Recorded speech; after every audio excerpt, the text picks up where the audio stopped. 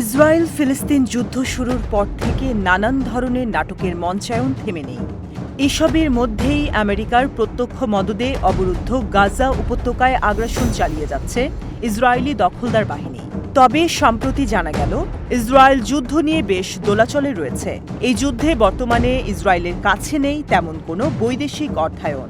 আবার এসবের মধ্যেই শাঁখের করাত হিসেবে উপস্থিত হয়েছে বিদ্যুৎ পানির স্বল্পতা।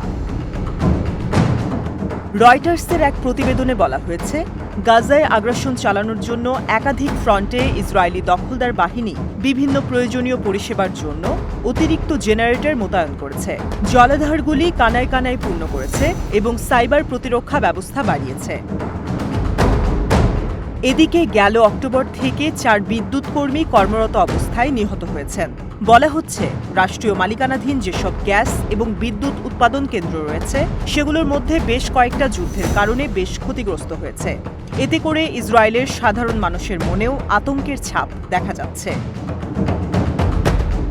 ইসরায়েলি দখলদার সরকারের জ্বালানি মন্ত্রী ইসরায়েলিদের বলেছে যে ব্ল্যাকআউট এবং জ্বালানি সরবরাহ বন্ধ হবার সম্ভাবনা নিয়ে আতঙ্কিত হওয়ার দরকার নেই, কারণ ইসরায়েলে বিদ্যুৎ উৎপাদনের বিভিন্ন উৎস রয়েছে।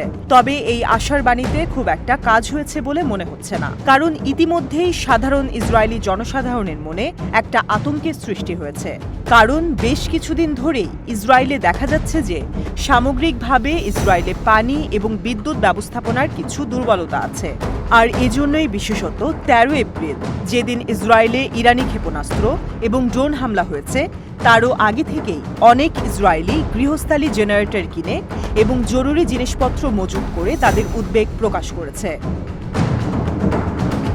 প্রসঙ্গত উল্লেখ্য যে যুদ্ধের শুরুতেই নেতানিয়াহু গাজায় বিদ্যুৎ, গ্যাস এবং আরও সব দরকারি জিনিসের সরবরাহ বন্ধ করে দেয়। তবে গাজার মতো এত দুরবস্থা পোহাতে হয়নি ইসরায়েলকে। তাহলে কেন এই অবস্থা হচ্ছে তাদের, সে নিয়েও ইসরায়েলের জনগণের মনে ক্ষোভ দানা বেঁধেছে। ঘটনার এখানেই শেষ নয়। লেবাননের হিজবুল্লাহর সাথে বিরোধ লেভিয়াথান মাঠে, অর্থাৎ উত্তর ইসরায়েলের নিরাপত্তার জন্য যেন গোদের ওপর বিষের ফোঁড়া।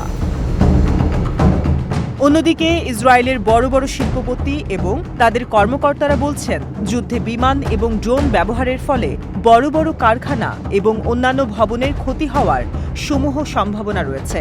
এ ধরনের অভিযোগের ভিত্তিতে ইসরায়েলের প্রতিরক্ষা মন্ত্রণালয় এবং সামরিক বাহিনীকে রয়টার্স পরিস্থিতি মোকাবেলার প্রস্তুতির বিষয়ে প্রশ্ন করে। তবে এ বিষয়ে কোনো প্রশ্নেরই জবাব দেয়নি তারা। ক্ষয়ক্ষতির পরিমাণের উপর নির্ভর করছে এখন একটানা কয়দিন বিদ্যুৎ থাকবে না। এমনও হতে পারে যে ইসরায়েলের বড় অংশে 2 থেকে 3 দিন বিদ্যুৎ থাকবে না।